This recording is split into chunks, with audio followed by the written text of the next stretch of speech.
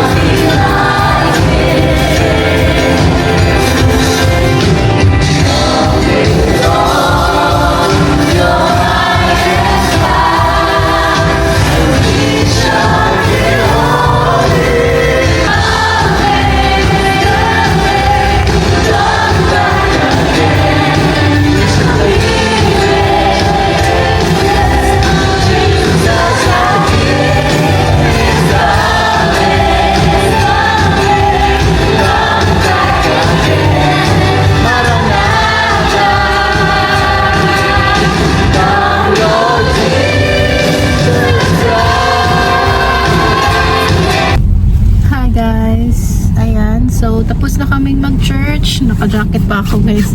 Kasi nilamig ako kanina.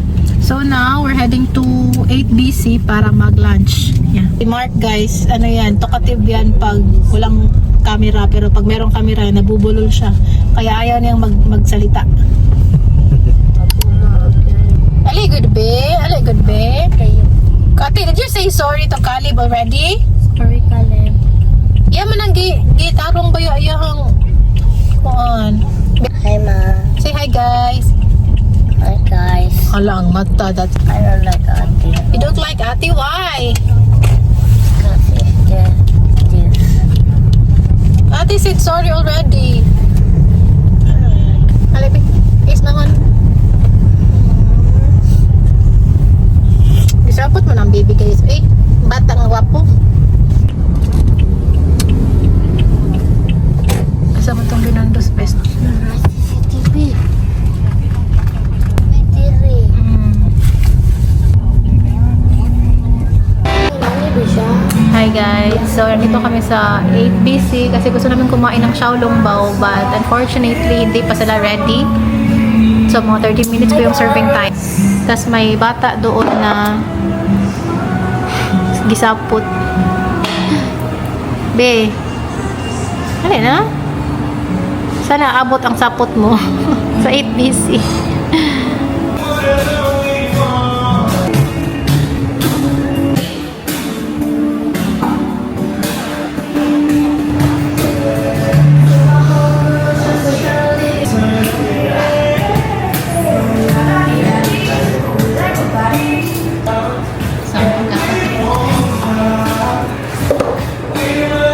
Na, di masig suko-suko.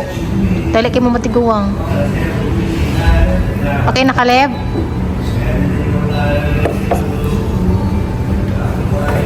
Abaw na nga kami.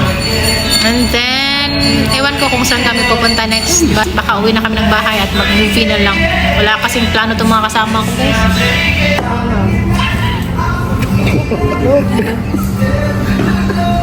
Kaon pa more. Pwede ba nga extra plate? Yes.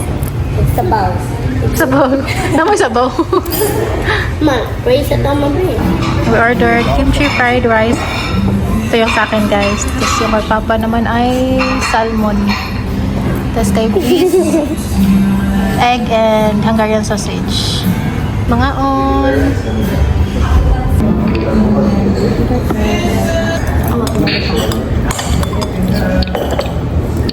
Ano may no?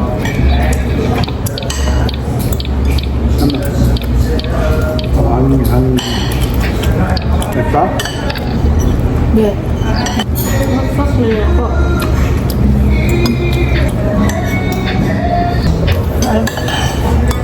Ikinain ko. Here's your rice. Ang ketchup.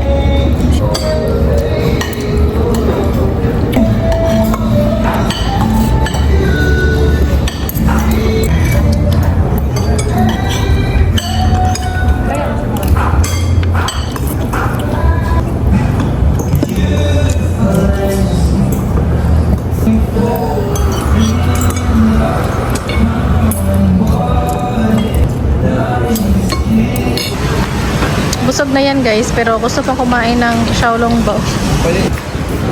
Uwi na kami guys, magmumbukan na lang kami at mag food trip. Kasi palak namin pumunta ng Busay, pero sobrang init. Mataga. Ate, Ayan. nabusog ka? Opo. Masarap yung Hungarian sausage ni Bliss, in fairness. Good ka. Gusto pala namin bumili ng xiaolongbao, pero sobrang init ngayon, so next time food trip na lang kami. So ayan, uwi na lang kami guys. Manonood na lang kami ng movie. Tas lulutuin ni Papa yung natira naming egg para i-kwek-kwek niya guys. So this time, dapat meron na siyang color. Kasi last time, puti lang yung kwek-kwek namin. So baka mamaya mag-ice coffee ako. Kasi meron na akong whipped cream, fresh milk, and kompleto na yung mga ingredients for my iced coffee guys. Yeah. Tomorrow is Monday na naman. Ang bilis ng panahon. Work na naman tomorrow, Papa. Sige. Kasi Papa, hindi yan nakatulog ng maayos kasi 2:30 na yan natulog. Kasi tinapos niya yung labahin niya, pero hindi din natapos guys, marami pa rin. Kahapon guys, natulog lang ako like mga noon, 12 noon or mga malapit na 12. Akong gumising. Sinulit ko talaga yung tulog ko kahapon. Tapos gusto ko pa sana, pagkatapos kong maglinis, gusto ko pa sana matulog ulit. Kaso, nag-edit na lang ako guys para meron akong may upload today. Today or tomorrow, ma-upload yun. Puro kain na vlog lang naman yun. Yan, nag-edit ako so hindi na ako nakatulog ulit. Dumating sila. Kaya yun, nag-dinner at saka nag-movie. Yan, natulog kami ng maaga. Si Papa lang hindi nakatulog talaga ng maaga.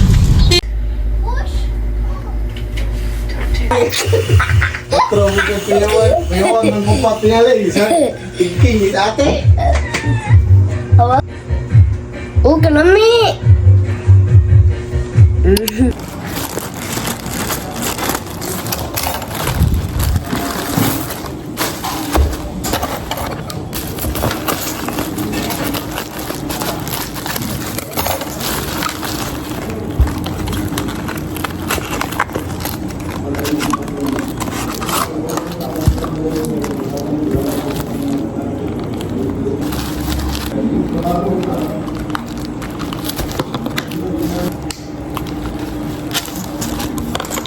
Open din natin itong mga in-order ko sa Shein, guys. Ayan.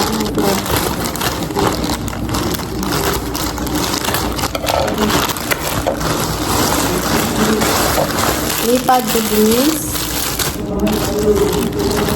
Umorder ako ng mga ganito. Mga earrings, guys. Pouch for my makeup. Belt na white. Setting spray. Ito yung pinaka-main order ko. Yung liit lang. Belt bag. Yeah, belt bag pala. For college. Kahit ano lang talaga dito. And then ito. Watch. Okay. White and black.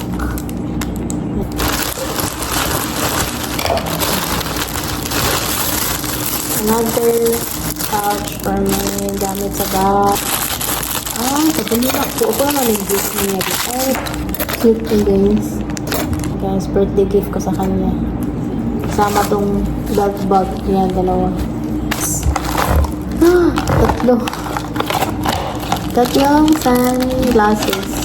White, black, and gray. Diba? Ang dami.